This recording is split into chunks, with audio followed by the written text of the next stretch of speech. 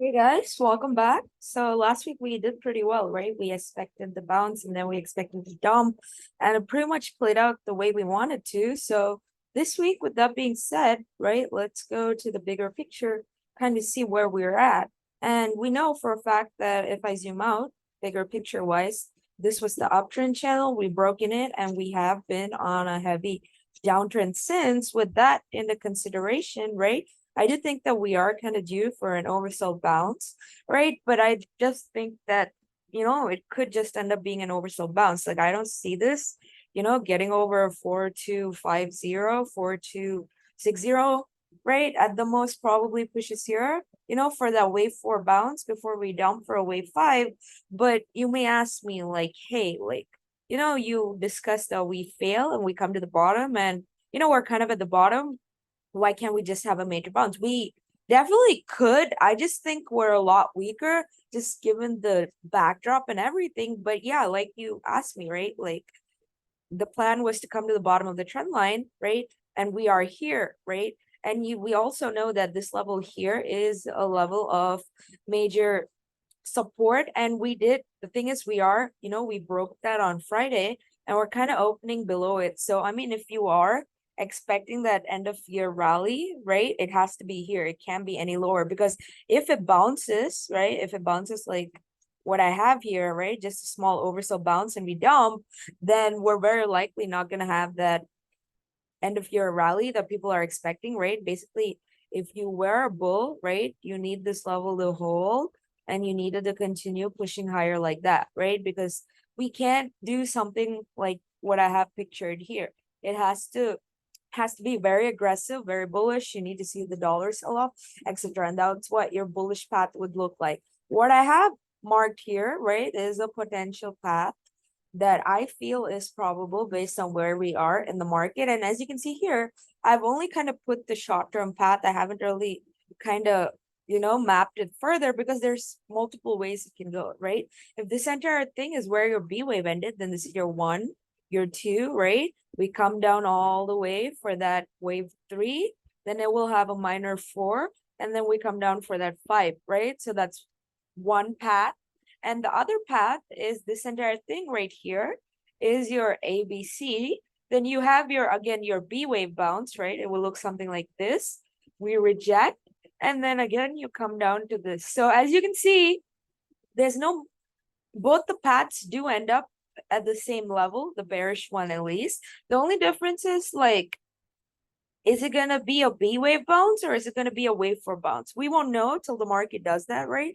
That's the reason for all these different paths. And that's the reason I haven't really marked the rest of the market, right? I just feel like, yeah, I'm sure I can see a bounce. Like, I could see, even if we reject here and come back here, I definitely see this bounce rate still happening. So that's the reason I have marked that. And like I said, if you are bullish, it's now or never. You have to, right, at minimum, get and stay over 4,200, and then yeah, you can consider a year-end rally. Otherwise, it's not looking so great. So yeah, that's all I wanted to talk about in regards to the market. We look at the dollar, right? For our chart, I have always mentioned, right, that this 105 level is very important. As long as it holds over that level, right, this again could just be your 1 2 3 4 5, right? Go up to the wave five. There is an alternate version, right, where if you consider this your A, your B, and this your C wave, then the market could, right, like go up to reject this 107 level, right? And then the dollar could have a dump. If the dollar does do that, then the bulls, if the dollar does reject off this level, and here you can see here, this is demand. I would say, instead of 105, I would say this is a very good level, right? It can sell off till 106, right? Before it bounces. If it starts to break, and this is indeed a ABC pattern, then bulls, right? The dollar doesn't really have support. Below 105 doesn't really have support to like 104.5, right? The bulls could definitely try to rally. But yeah, there are multiple supports before the bulls can get confident. They, like I said, let them prove themselves, and then we can talk about more bullish paths.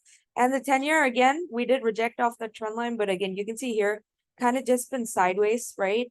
So I mean, we are against resistance here, but there's nothing to say this isn't consolidation.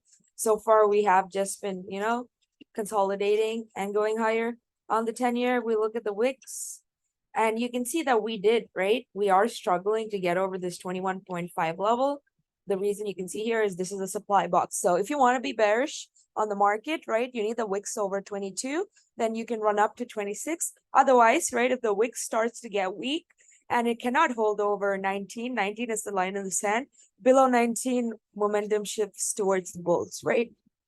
So yeah, with all that being said, let's look at this week's watch list. The first one I have is MRNA. Again, this is not a long-term prediction, and I definitely want this to play out before earnings because it's kind of what I'm watching, right? I do think that if I go to the weekly chart of MRNA, you'll be able to see that if I flip the low at $11 to the high at 500, right? You can see that we have come down to the 0.5 fib. And this is a pretty important level. You can see every time we hit a key fib level, we do tend to have, right? The last time we hit a key, you know, the 0.382 fib, let me zoom out. You can see the 0.382 fib is here, right? You can see we've had, you know, major bounces off of it, like 40% and like 80%. So though I'm not greedy, I'm not expecting a 40% bounce. I still think, you know, a 10-15% bounce, right, it's possible off this level. But yeah, hopefully it happens before earnings because I don't want you guys to gamble earnings. But yeah, I still see this, right, bigger picture. I still think that we have that oversold bounce kind of have that oversold bounce on MRNA, right, before it continues to go down lower. But yeah, it has to remain over 70 for that chart to play out though. Next one I have is FSLR. Again, the reason for that is we've gone sideways for 4 weeks. So if we can, right, break below 144, 143, and then we could definitely, you know, come down to see like 140, 135. So yeah, that's why I have FSLR puts on this week's watch list. Next thing I have is Google. Again, principally, I am not bullish on the stock, right? Like this is kind of where I had the B wave ending, but the thing is, I could see an oversold bounce, right? So if we can get over, right, stay over 123, then we can definitely, you know, it does have a gap to fill. So I do think it can push up to 125, 125.7, right, to $3 bounce. And yeah, before it continues to go lower. So that's why I thought we could potentially have this, right? Since kind of closed with a hammer-ish kind of opening above yesterday's close, as long as it stays over that, could go up to that gap fill. Last but not the least, I have FUTU on this week's watch list. And again, the reason for that, right? We shorted it here.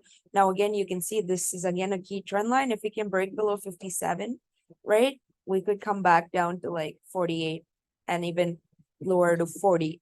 But yeah, so that's the reason I have FUTU puts. It looks like it's kind of just, you know, topping out this way, but still needs to break down, right? If it can break down, it can have a nice sell-off.